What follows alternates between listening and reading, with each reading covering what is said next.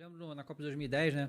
Que todo mundo pedia pro Neymar e o Ganso serem convocados, né? E o Dunga não quis levar nenhum dos dois, o Ganso ficou na pré-lista, né? Se alguém fosse cortado, ele entrava, né?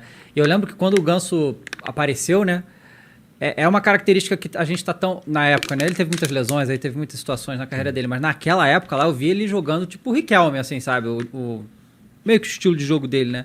E era uma época que eu achava, cara, na época com o Neymar ali, né? Eu achava que, cara, talvez ele fosse ser maior até que o Neymar, né? Mas foi uma...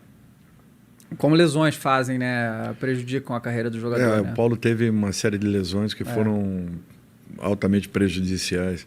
O Paulo era cerebral, né? Era um todo cérebro, ele cerebral. E o Neymar era genial. Uhum. Os dois ali juntaram uma coisa absurda. Um completava o outro. O Paulo, naquele momento, talvez o maior momento que ele teve, ele encontrava passes que ninguém conseguia enxergar. Às vezes tinha 3, 4 jogadores parados na frente dele e ele conseguia pifar um companheiro jogando uma bola entre as pernas de um adversário. Então isso fazia uma diferença muito grande. E isso acontecia em treinamentos, em jogos, enfim. Era uma coisa absurda. O que esses meninos faziam era muito diferente da grande maioria. Faz muito tempo que a gente não tem um time assim com os garotos fazer, né, um absurdo, né? Que faz tempão já, né? Já tem um bom tempo, né? E era um time assim, é um time que ensinou o Brasil a dançar. Pois é. É interessante, porque até estava conversando lá fora, né? Antes do TikTok eles já estavam dançando, né? Exatamente. E bem antes até. Mas você parava o ônibus assim no aeroporto, num centro de treinamento, aparecia gente de todo lado. Definiu bem até como...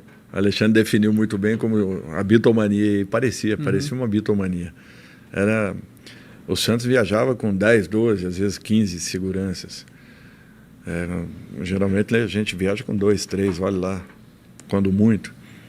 E era necessário aquilo. Eu fico feliz com uma coisa, assim, dentro do meu trabalho. Eu sempre dei muita atenção às categorias de base, todos os clubes que eu passei. Porque eu nunca tive um cheque em branco para contratar. Nunca. Nunca tive. No Brasil é difícil, né? Muito difícil. Nunca tive a liberdade de contratação, de trazer aquele jogador que eu gostaria, que eu queria. Por exemplo, eu fui atrás do Bruno Henrique quando ele estava no Goiás e ele foi vendido. Só consegui trazê-lo quando ele estava na Alemanha para o Santos. É um exemplo, né? Que você às vezes não consegue competir em igualdade, você tem que ser criativo, né? Ser criativo, tá atento ao mercado. E eu sempre valorizei muito as categorias de base. E participei ou do processo de formação ou da finalização da formação, porque quem forma são os treinadores da base, não somos nós, treinadores do profissional. Quem forma, na realidade, são os trabalhos da base, aqueles que não aparecem, que não têm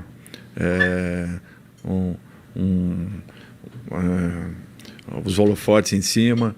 Esses sim são os verdadeiros formadores, nós não. Nós damos a oportunidade. E o meu trabalho sempre foi pautado em cima disso. A última seleção da última Copa, nós tínhamos 14 jogadores que nós iniciamos de alguma maneira ou estivemos no meio desse processo todo. E eu fico muito feliz com tudo isso. O ano retrasado, quando o Coutinho, né, foi pro Barcelona, se não me falha a memória, e o Neymar para o PSG, foram os 2 jogadores mais caros do futebol mundial. E trabalhamos com os 2 com 16 para 17 cada um.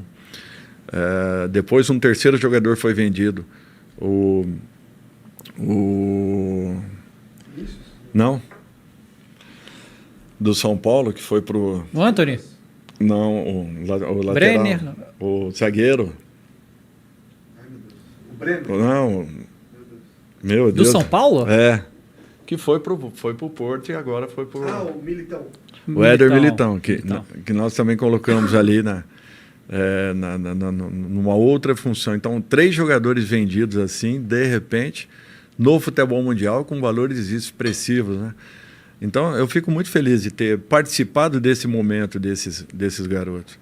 Porque eu acho que é um tipo de retorno para o profissional que foge muito aquele sentido de reconhecimento, ou material, ou mesmo por parte assim, da mídia, de um modo geral. Essa satisfação de você lançar um garoto e de repente ver o resultado ali na frente, como agora por último o Lucas Veríssimo. Ele estava para ser liberado do Santos. Ele não tinha conseguido, nesse processo de crescimento dele, de formação, ter tido uma oportunidade no time de cima. E eu estava vendo um dia um treinamento da base, e ele já passando para o Sub-23, porque não havia conseguido. E eu vi ele treinando. Era a terceira vez que eu estava vendo ele treinando e me chamou muita atenção. Então, o que você viu nele?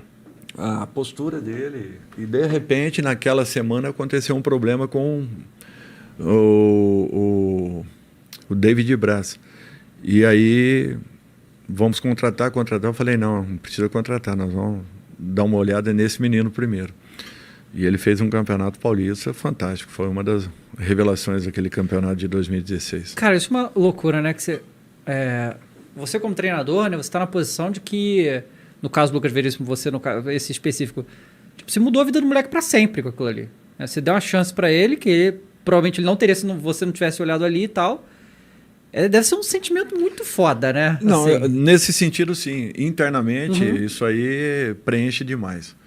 Por outro lado, se ele não tivesse preparado, ele talvez pudesse ter tido a oportunidade com o Dorival, logo em seguida com outro, e de repente não tivesse em condições de poder se manter.